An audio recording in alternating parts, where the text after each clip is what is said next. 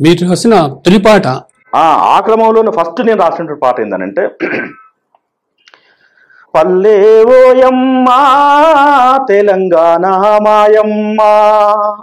జాడాలేదమ్మా నేనేడా చూడమ్మా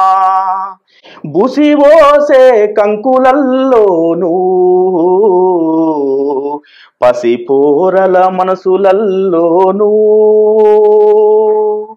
మోటబాయి పాట నువ్వు బాయిలోని ఊట నువ్వు ఆట కోయిల పాట నువ్వు అందమైన పూల తోట నువ్వే నోయమ్మా